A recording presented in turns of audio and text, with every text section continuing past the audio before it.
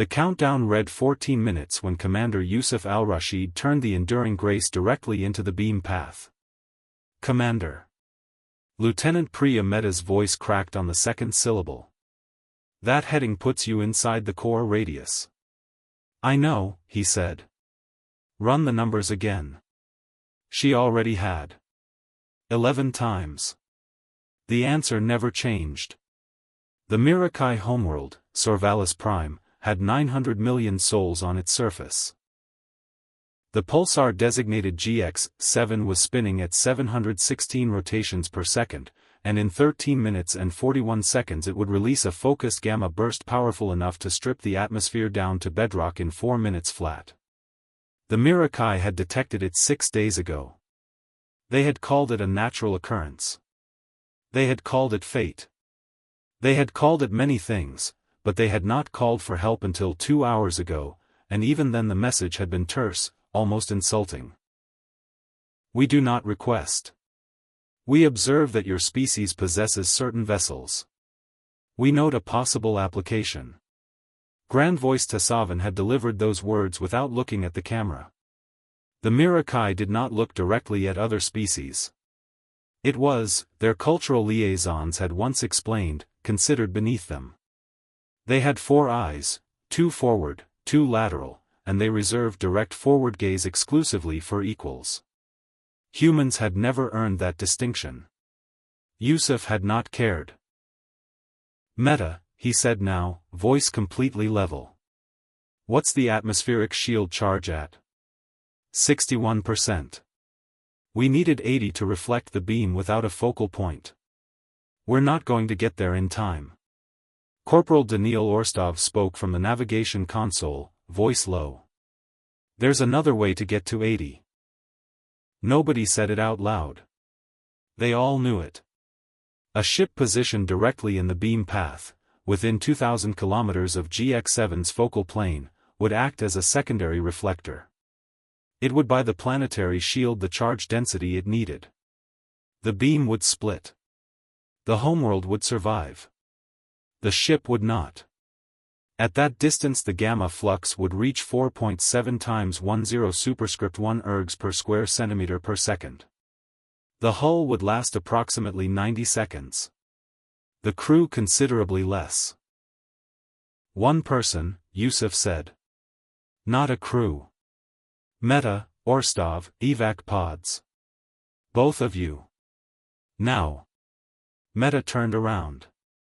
She was 29 years old and carried the kind of stillness that made people listen. Sir. That's an order, Lieutenant. It's a death sentence. Yes, he said. It is. Go. They didn't go immediately. That was fine. He had 12 minutes and only needed them gone in 10. On the Mirakai command vessel Sovereign Continuance, Grand Voice Tassavan stood before a display array showing 47 screens of real-time stellar data. The chamber held 300 Mirakai officers, all of them silent, all of them watching GX-7's rotation counter increment upward. No one spoke unless spoken to. The Grand Voice had not spoken in 6 minutes. Then the human ship changed heading. Clarify that vessel's trajectory, Tassavan said. His sensor chief, Orvan, consulted 3 separate readouts before answering. It is moving toward the focal plane. Direct intercept course. That is inside the lethal radius. Yes, Grand Voice. Silence. Tassavan processed this. The Mirakai were not unaware of death, they had prosecuted wars, lost colonies, understood extinction at a species level. But this particular configuration of events did not compute. The human ship carried 3 life signs. It was rated for long-range exploration, not military action. There was no tactical value in its current heading. No strategic gain. The Mirakai had offered nothing in exchange for assistance. They had barely asked. Is the human commander aware of the focal radius parameters? Tassavan said. We transmitted full stellar data as part of the situation briefing. Then he knows. Yes, grand voice. Tessavan looked directly at the screen showing the enduring grace. Forward-facing gaze. The thing reserved for equals. Nobody on his bridge noticed. His eyes were very still. Back aboard the Enduring Grace, the first evac pod launched at the 11-minute mark. Orstov. Yusuf heard the hiss of the airlock cycling and said nothing. 30 seconds later the second pod fired. Meta. She had waited until the absolute last moment he would accept, and then she had gone. Professional to the end. He was alone now. The ship felt different with only one heartbeat inside it. Quieter than quiet. The ventilation hum seemed louder. He could hear his own breathing through the collar of his flight suit. Enduring grace to sovereign continuance, he said, opening the channel. I need your planetary shield operators watching my positioning. I'll hold the focal point for as long as the hull allows. 60 seconds minimum, maybe 90. That should be enough. Static. Then Tessavan's voice, different. Something in the cadence had shifted. Commander Al-Rashid. You understand what will happen to your vessel at that position. I do. You have not been compensated. You have not been promised anything. We did not ask correctly. Yusuf almost smiled. Grand voice, you asked. That was enough. 8 minutes. The pulsar was visible now on the forward camera, a brilliant white point spinning so fast it strobed even across 3 light minutes of distance. GX-7 had no interest in the civilizations it was about to rearrange. It had been spinning since before the Mirakai had fire. It would be spinning long after everything in this system was memory. He ran the shield geometry one final time. The Enduring Grace carried a Class 7 reflective barrier designed to handle solar radiation at $0.30. At the focal plane intercept point it would operate at roughly 900 times its rated capacity. The barrier would flare. The hull would go next. The mathematics were clean and final. He began his approach. On Servalis Prime, 900 million Mirakai were watching their sky instruments. The atmospheric shield was climbing, 58%, 60, 63. Not fast enough. The models were clear. Without an external focal point, the gamma burst would penetrate the upper shield layer in the first 11 seconds. Full atmospheric degradation by second 40. Complete sterilization of the northern continent in 4 minutes. Southern landmasses in 11. Then the human ship appeared on their tracking systems. One vessel. Moving at 0.004 c, decelerating toward a point that every scientist on the planet recognized immediately. The shield charge climbed. 68. 71. In the Servalis capital, an astrophysicist named Veravan, who had never once looked directly at a human in any broadcast feed, sat before a planetary monitoring station and watched the numbers climb. She understood exactly what was happening. She had run the same models as Meta. She knew what the focal plane meant for the ship currently moving toward it. The Mirakai had no cultural framework for this. They had concepts for sacrifice, soldiers, warriors, those who died for their own kind. But a stranger, from another star, for a people who had never offered him equality, who had never even looked at him correctly. The shield hit 79%. Enduring Grace, you are at the intercept point. Tessavan's voice came over the open channel, and there was something raw in it now, something his carefully modulated tone could not contain. The shield is charging. We need 80 seconds. Copy that, Yusuf said. The first wave of the gamma burst struck the Enduring Grace at exactly 6 minutes and 12 seconds after the evac pods cleared. Hull temperature spiked from 340 Kelvin to 4,200 Kelvin in 3 seconds. The forward barrier flared white and began fracturing along the primary emitter array. Yusuf felt it through the deck plating, a vibration like a chord struck on an instrument no one had named yet. The shield on Servalis Prime hit 83%. 30 seconds, Tessavan said, and his voice had dropped to something almost quiet. Commander. 30 seconds. The hull warning klaxon sounded once. Then the secondary emitters went dark. Yusuf al-Rashid took one breath. Set both hands flat on the console. Tell them, he said, that I looked at you. The transmission died. Not static. Not interference. The channel simply went silent the way rooms go silent when something irreversible has just occurred, and everyone present understands simultaneously that the moment before is already unreachable. On the sovereign continuance, Grand Voice Tessavan stood absolutely still while every screen in his command chamber turned white. The gamma burst hit GX-7's focal plane at 9 hours 44 minutes and 12 seconds ship standard.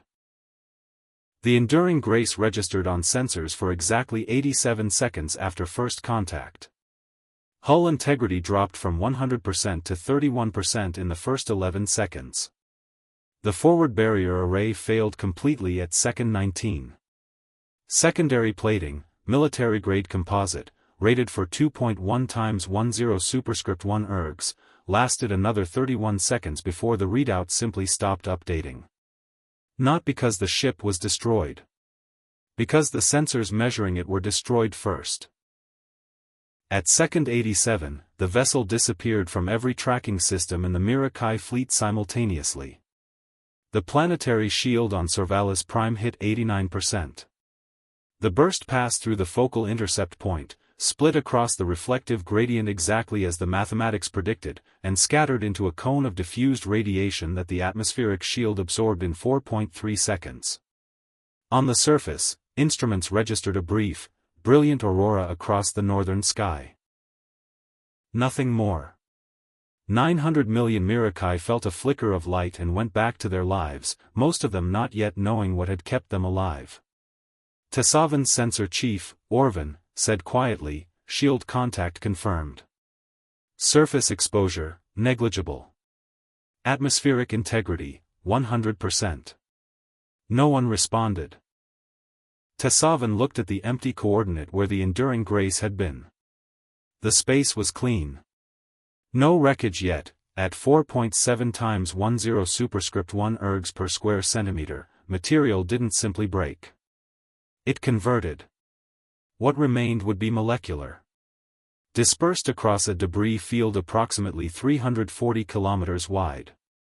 Dispatch recovery vessels, Tessavan said. His voice was perfectly controlled. All 6 of them. Now. Orvan looked up. Grand Voice, the focal zone radiation levels will not permit. All 6.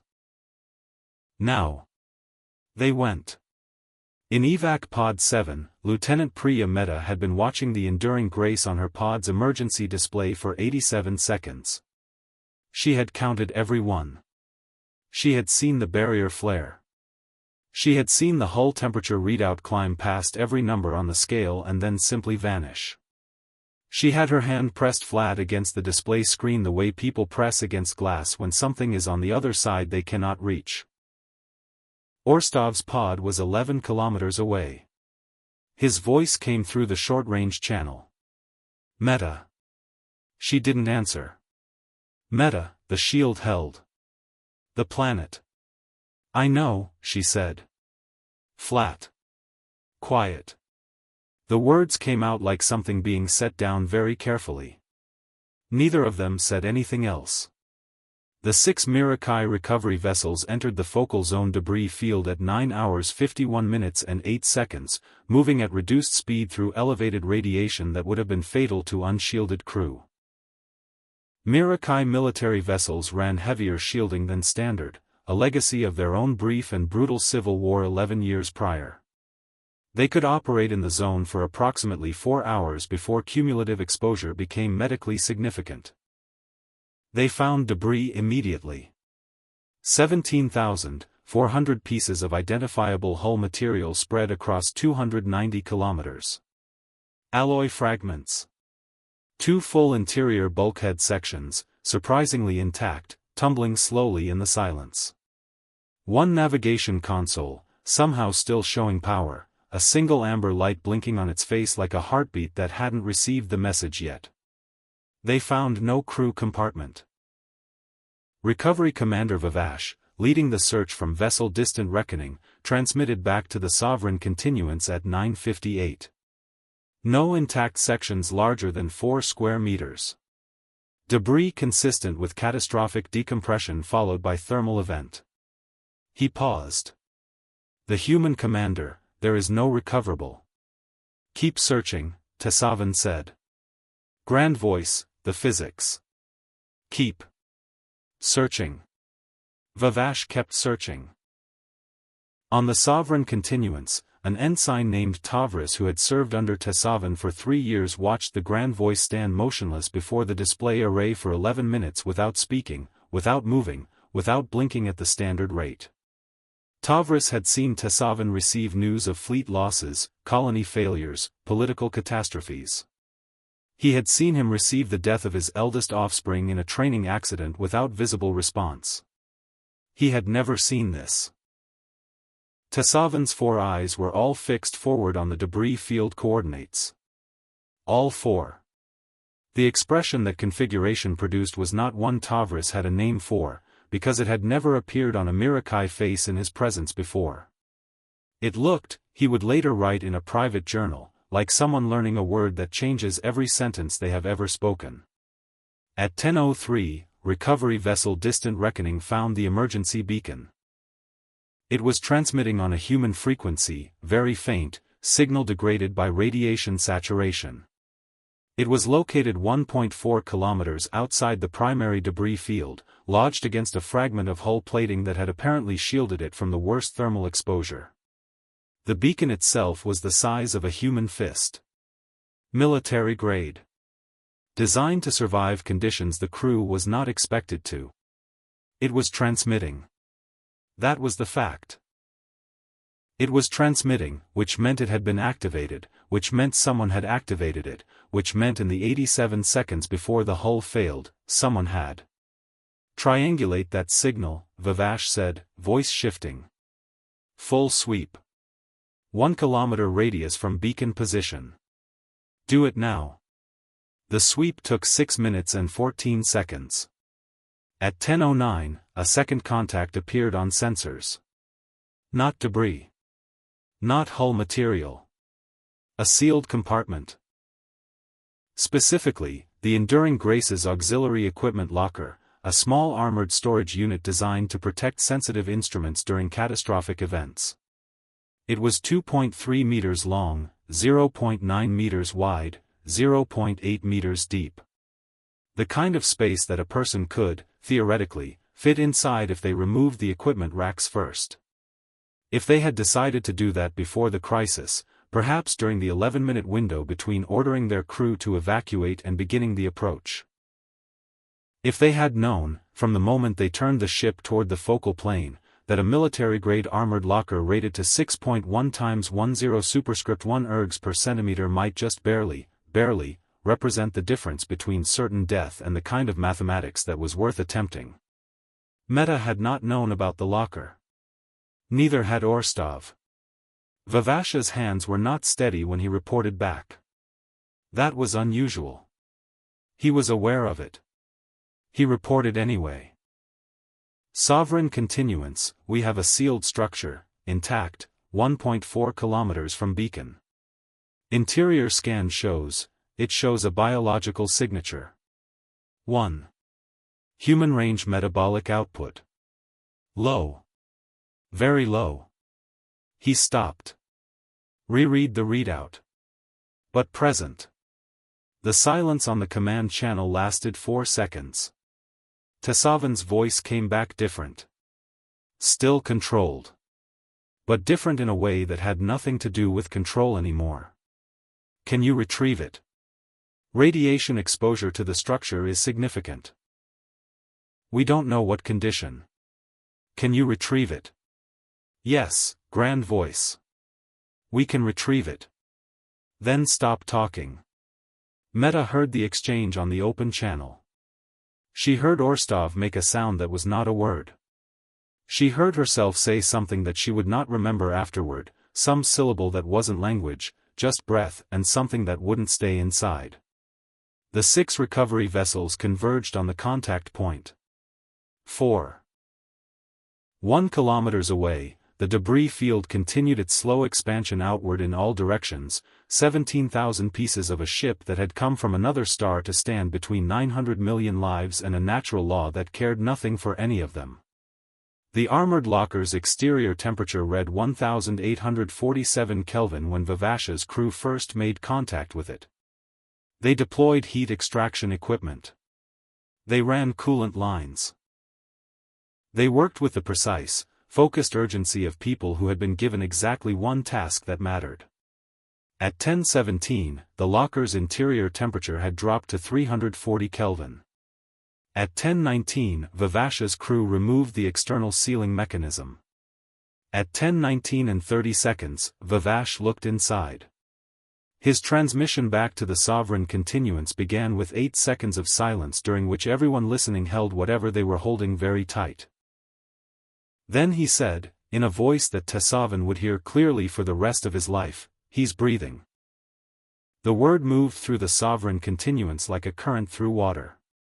Not loud. Not announced. One officer said it to the next, and the next turned to the one beside them, and within 40 seconds every Mirakai on that bridge knew, though Tessavan had not moved, had not spoken, had not turned from the display showing the recovery vessel's position coordinates. Orvan finally said, carefully, grand voice. "The human commander is alive." I heard Vivash. "Your orders?" Tessavan was quiet for 7 seconds. Then, "Get him to our medical bay. Everything we have. Every resource on this ship. And someone contact those 2 pods." Meta's evac pod was already burning toward the recovery vessel at maximum thrust when the Mirakai signal reached her. She didn't wait for translation. She'd heard Vivasha's voice. She knew exactly what the word meant in any language. It took 19 minutes to transfer Yusuf al-Rashid from the armored locker to the Sovereign Continuance's medical bay.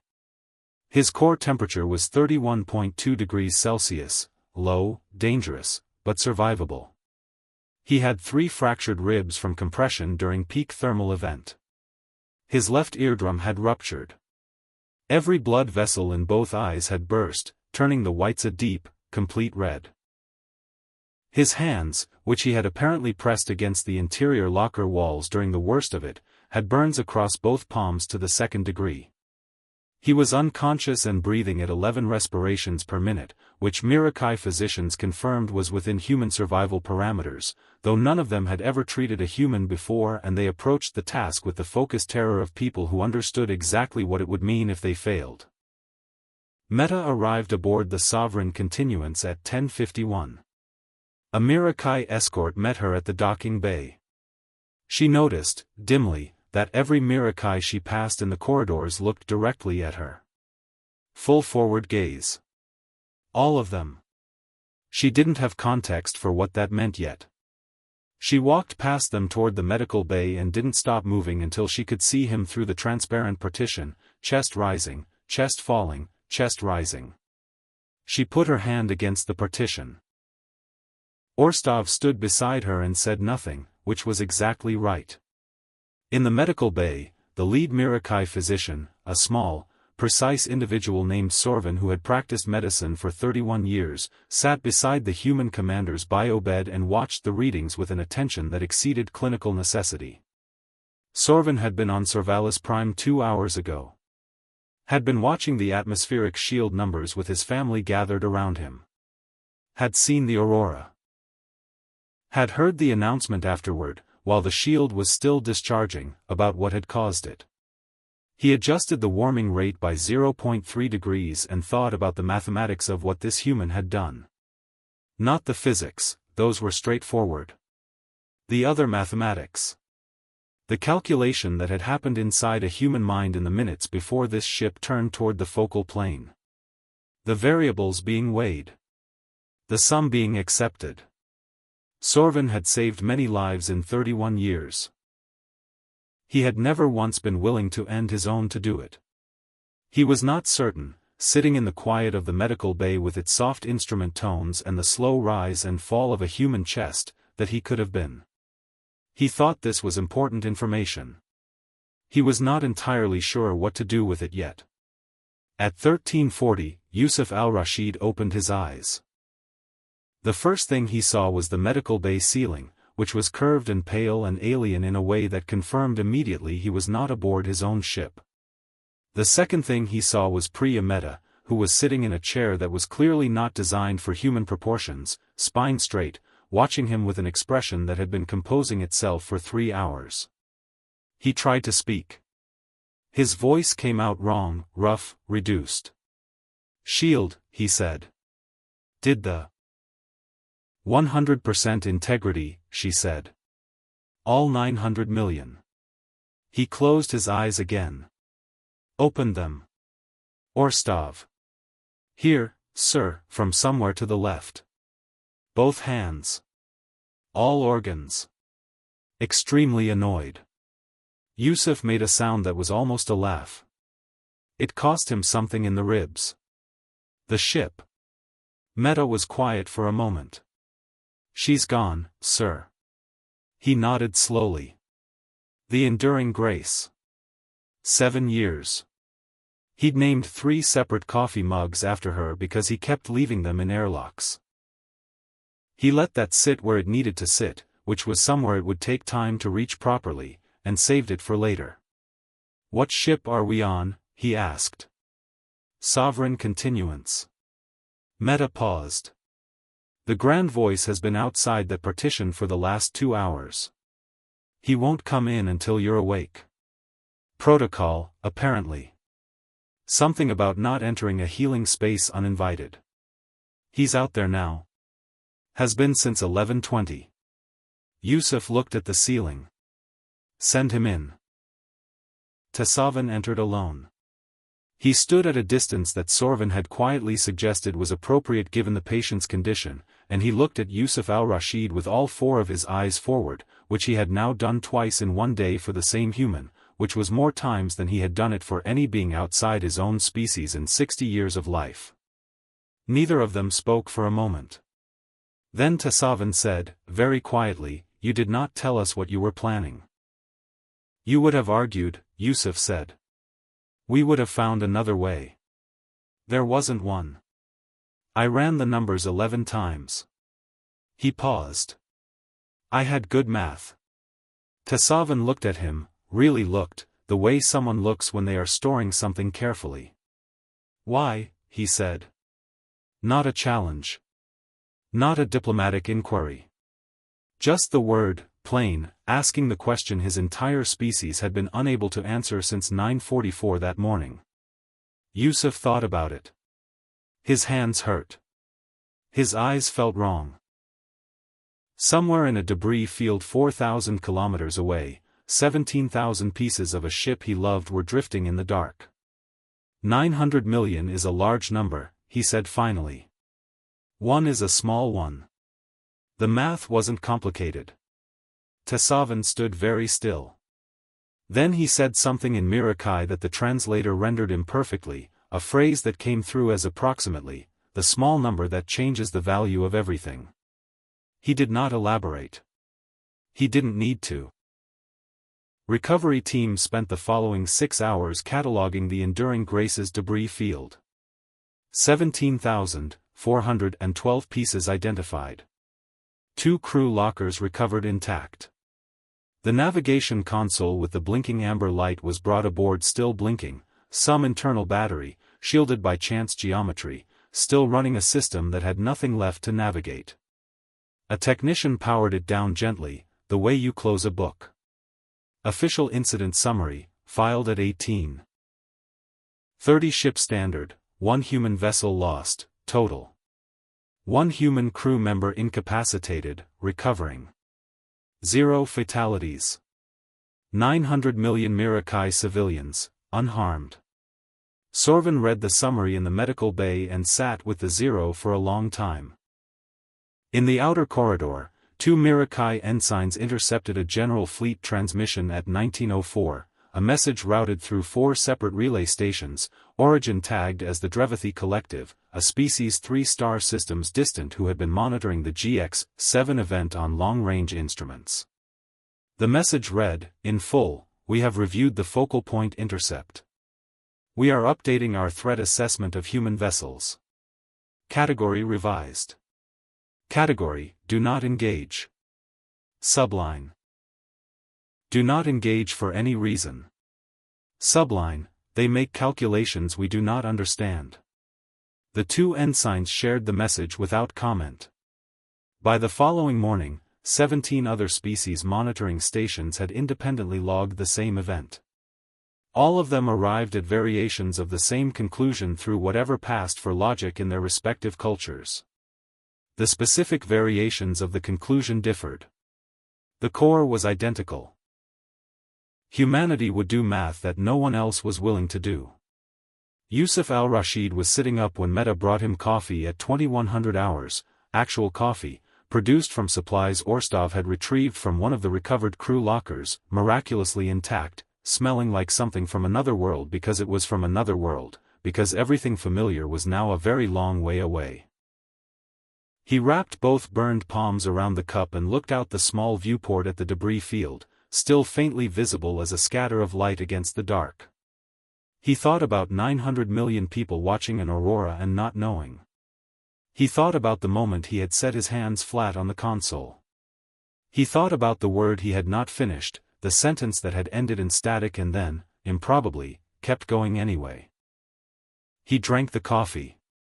Some equations only balance on the other side of an act that cannot be taken back, and the strange mercy of it, the thing Tessavan would spend years attempting to translate into a language his species had the words for, was that Yusuf al-Rashid had known exactly what he was solving for, had accepted the cost before the answer came back, and had considered, in the 87 seconds between the first wave and the dark, that this was what it meant to be a human being among the stars, not that they could not be destroyed, but that destruction was simply not the variable they optimized for. 900 million people were alive. He finished the coffee. That was enough.